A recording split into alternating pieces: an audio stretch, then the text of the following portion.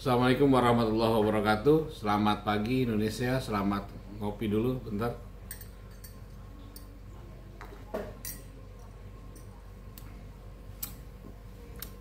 Informasi hari ini dan masih dari konflik Iran-Israel. Iran kembali melancarkan serangan terhadap kantor beritanya Iran yang langsung live. Ketika sedang live langsung kocar-kacir porak-poranda. Entah harus kita berkata-kata apa lagi ya.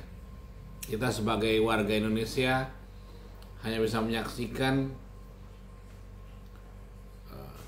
perang kedua belah pihak ini ya, yang diklaim satu sama lainnya betul ya. Mari kita buka dan bedah secara dari perspektif saya ya seperti. Kita lihat berita-berita ya, serangan udara, rudal balistik, drone tempur, Iron Dome. Seakan-akan dunia disuruh menyaksikan eskalasi konflik antara Israel dan Iran yang semakin memanas.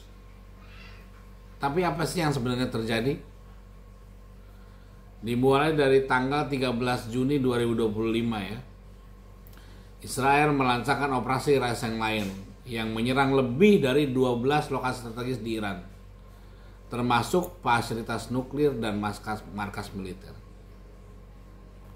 Kemudian Iran membalas dengan operasi True Promise 3, meluncurkan lebih dari 150 rudal balistik dan 100 drone ke Israel.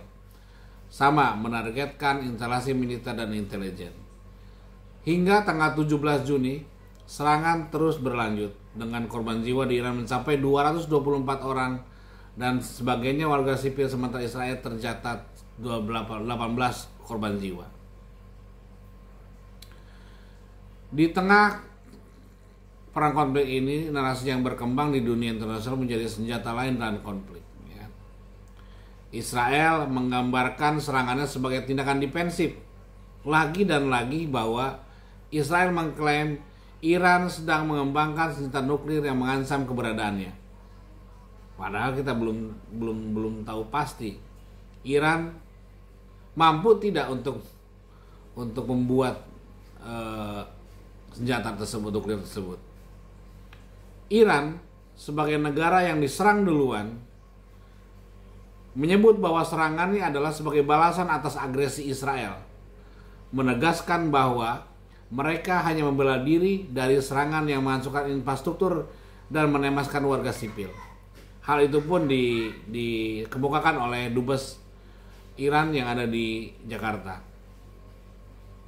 Media internasional dan pemerintah negara-negara besar turut membentuk opini publik, dengan beberapa pihak mendukung Israel dan lainnya mengacam tindakan mereka.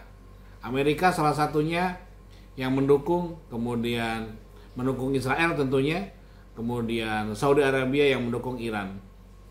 Di balik layar, propaganda terus dimainkan, membentuk persepsi dunia tentang siapa yang benar, siapa yang salah.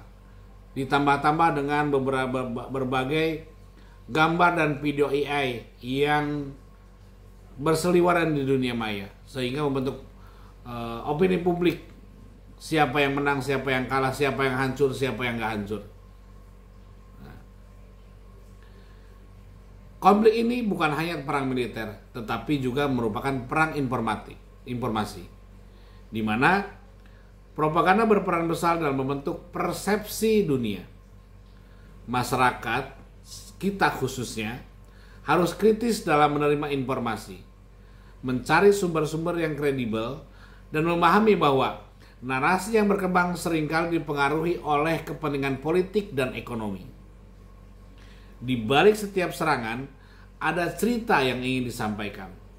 Tapi apakah itu benar-benar kebenaran atau hanya bagian dari propaganda?